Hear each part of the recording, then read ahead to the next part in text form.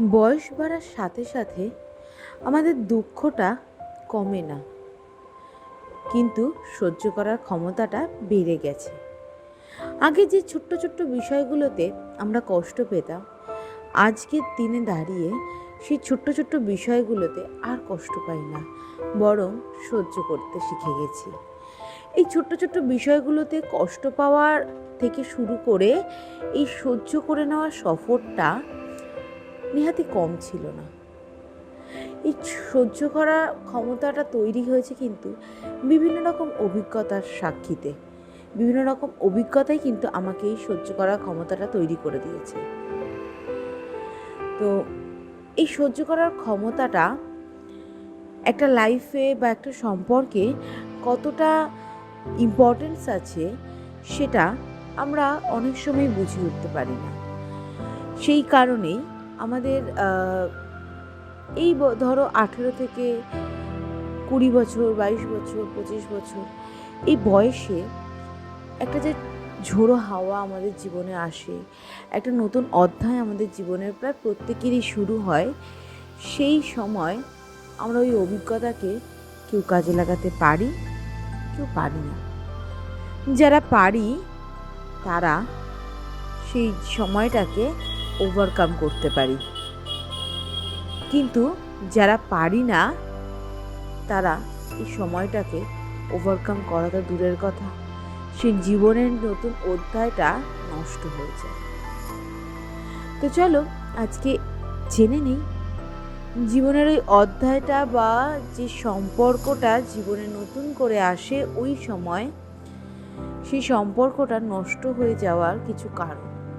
দেখো, টিকিয়ে রাখার জন্য অনেক কারণ আমরা চাইলেই খুঁজে বার করতে পারবো, কিন্তু নষ্ট হয়ে যাওয়ার কারণগুলো যদি একবার আমরা খুঁজে পেয়ে যাই, তাহলে দেখবে সেই ভুলগুলোকে আমরা শুধরে নিতে পারবো এবং তাতে একটা সম্পর্ক কিন্তু বেঁচে যায়। তাই কিভাবে টিকিয়ে রাখবো সেটা জানার আগেও জানতে হবে নষ্ট হয়ে যাওয়ার কারণগুলো। নষ্ট হয়ে যাওয়ার কারণগুলোর মধ্যে সর্বপ্রথম যে কারণ, সেটা হলো নিজের পার্টনারকে আলটিমেট ভেবে ফেলবে না। যে সে ছেলে বা মেয়ে যাই হোক না কেন, নিজের পার্টনারকে আলটিমেট ভেবে ফেলবে না।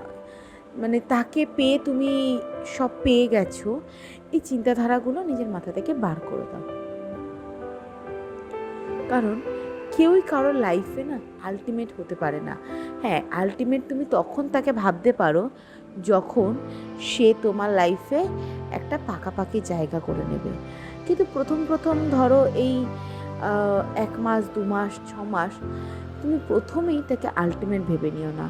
কারণ সময় কখন কার সাথে কি খেলা খেলবে সেটা আমরা কেউ জানি না। যে আজকে আছে সে যে 6 মাস পরও তোমার থাকবে তার কোনো গ্যারান্টি কিন্তু কেউ দিতে পারে না।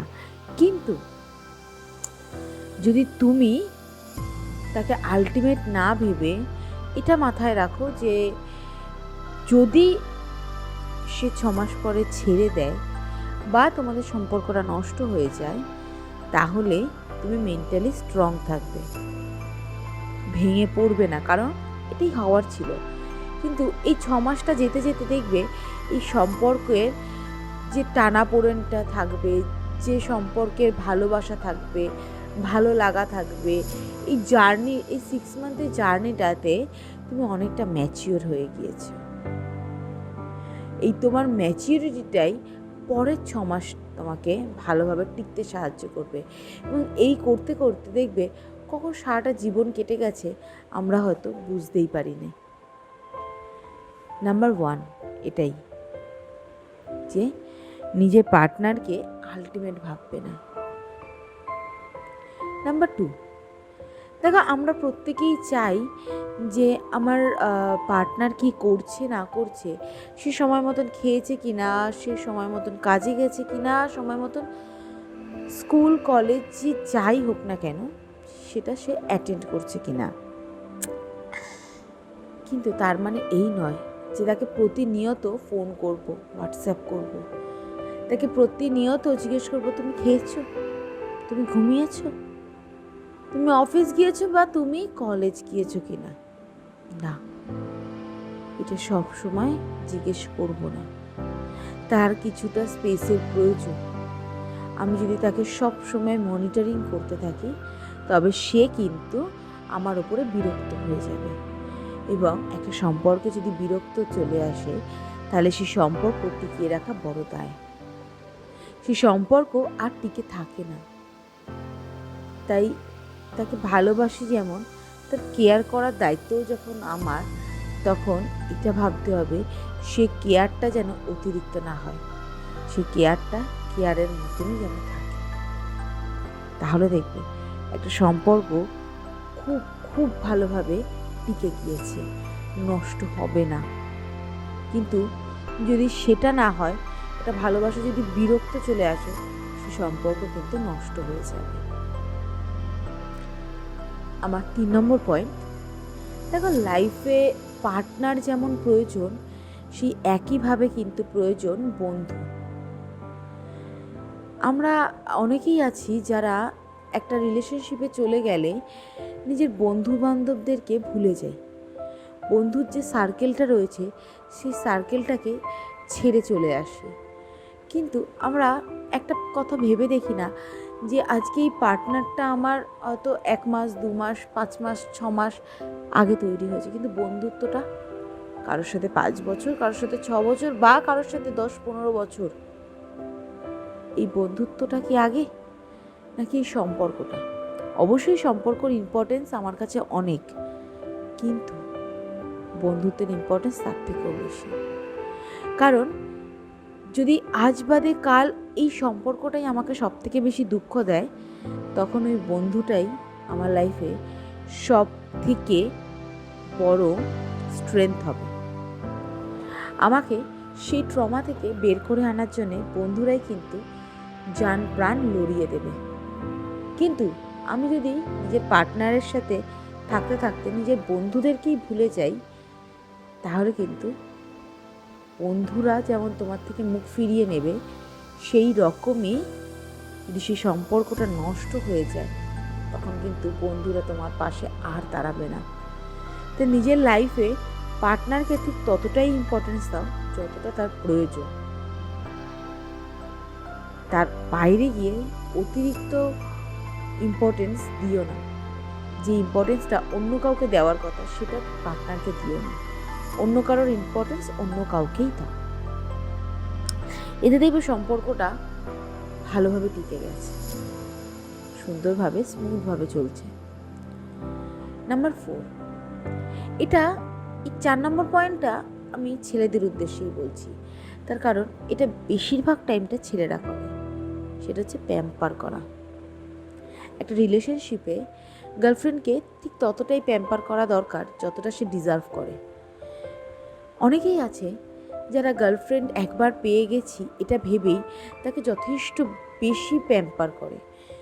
তাকে এখানে নিয়ে যাওয়া, ওখানে নিয়ে যাওয়া, বাবু খেয়েছো, ঘুমিয়েছো, কলেজ গেছো বা অফিস গেছো, এই যে ছোট্ট ছোট্ট জিনিসগুলোকে, হ্যাঁ জানি এই ছোট্ট ছোট্ট খোঁজ নেওয়া, এই জিনিসগুলো একটা সম্পর্কের জন্যে অনেকটা মাইনে রাখে, বাট প্যাম্পার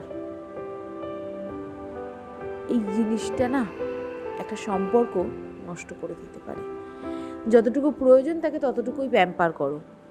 অতিরিক্ত প্যাম্পার পেতে পেতে তার ভিতরেও একটা চাহিদা তৈরি হয়ে যায়, যে চাহিদাটা দিনের পর দিন বাড়তেই থাকে, এবং বেড়ে গিয়ে আলটিমেটলি কী হয় জানো তো, বেড়ে গিয়ে আলটিমেটলি সেই এক্সপেকটেশনটা যখন পূর্ণ হয় না, তখন কিন্তু সেই এক্সপেকটেশনের ওপরে ভিত্তি করে সম্পর্কটা নষ্ট হয়ে যায়।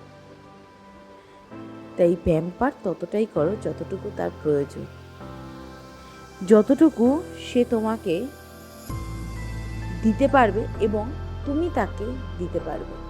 কারণ প্রত্যেকটা জিনিসই সে তোমাকে যতটা দেবে তুমি চেষ্টা করো তার দ্বিগুণ ফিরিয়ে দেওয়ার, কিন্তু তাকে তো ততটুকু দিতে হবে। তো আগে এটা দেখে নাও সে কতটা ডিজার্ভ করে এবং তাকে কতটুকু দিলে পরে তার এক্সপেকটেশনটা বাড়বে না। কারণ এক্সপেকটেশন না মানুষের সম্পর্ক বলতে পারো, মানুষের বিশ্বাস, ভালোবাসা, যখন এক্সপেকটেশনটা পূর্ণ হয় না, তখন সেটা কিন্তু ভেঙে যায়, সম্পর্ক নষ্ট হয়ে যায় এতে। তাই এই জিনিসগুলো একটু ভালোভাবে মাথায় যদি ঢুকিয়ে নিতে পারো, তাহলে দেখবে তোমাদের সম্পর্কটা কোনো দিন নষ্ট হবে না। নাম্বার 5 এবং সবথেকে শেষ ইম্পর্টেন্ট পয়েন্ট, নিজেদের মধ্যে যখন কথা বলবে, নেগেটিভ কথাগুলো বাদ দিয়ে কথা বলবে। নেগেটিভিটিটা নিজেদের সম্পর্কের মধ্যে ঢুকতে দেবে না, কারণ নেগেটিভিটি কিন্তু একটা সম্পর্ককে নষ্ট করে দিতে পারে। নেগেটিভ চিন্তা ভাবনা, নেগেটিভিটি ইট মিনস নেগেটিভ চিন্তা ভাবনা। আচ্ছা, এই সম্পর্কটা যদি না টেকে তাহলে কী করব? আচ্ছা, তুমি যদি আমাকে ছেড়ে চলে যাও তাহলে আমি কোথায় যাব, কী করব? এই যে নেগেটিভ চিন্তা ভাবনাগুলো করবো না, একটু পজিটিভ ভাববো, পজিটিভ জিনিস নিয়ে চিন্তাধারা করব। যে ধর কে কী বললো কি না বললো তাতে আমাদের কি, আমাদের বন্ডিংটা এতটাই স্ট্রং যে কেউ যা কিছুই বলুক না কেন, আমরা আমাদের নিজেদের জায়গা থেকে কখনোই নড়চড় হব না। এই যে পজিটিভ ভাইবস, একটা সম্পর্কের মধ্যে পজিটিভ ভাইবসটা খুব দরকার, জানো তো। নেগেটিভ ভাইবস কিন্তু একটা মানুষের সাথে সম্পর্ক নষ্ট করে দেয়। তাই নেগেটিভ কথা বলবো না। আমরা যদি কোনো রিলেশনে থাকি তাহলে চেষ্টা করব সবসময় পজিটিভ কথা বলা, এবং পজিটিভিটি সবসময় নিজেদের মধ্যে ধরে রাখা। তাই পজিটিভিটি যদি ধরে রাখতে পারি, সম্পর্ক সুন্দরভাবে চলবে। নেগেটিভিটি যদি থাকে, সম্পর্ক কিন্তু নষ্ট হয়ে যাবে। তো আজকের আমার এই 5টা পয়েন্ট যদি তোমরাও তোমাদের লাইফে অ্যাপ্লাই করো, তাহলে দেখবে তোমাদের লাইফেও তোমাদের সম্পর্ক কোনো দিনও নষ্ট হবে না। এটা আমার তোমাদের কাছে 100% গ্যারান্টি দিয়ে বলছি। এই 5টা পয়েন্ট একটু মেনে চলো, দেখবে তোমাদের সম্পর্ক অনেক সুন্দর হয়ে গেছে, অনেক মিষ্টি হয়ে গিয়েছে। তো আজকের আমার ভিডিওটা যদি তোমাদের ভালো লেগে থাকে, তো আমার ভিডিওটাতে একটা লাইক করে দিও, কমেন্ট করে জানিও কেমন লেগেছে। আর এখনও যদি আমার চ্যানেলে নতুন হয়ে থাকো, তো চ্যানেলটাকে সাবস্ক্রাইব করে দিয়ে পাশে থাকা বেল আইকনটা ক্লিক করে দাও, যাতে আমার ভিডিওগুলো সবার প্রথম নোটিফিকেশানটা তুমি পাও।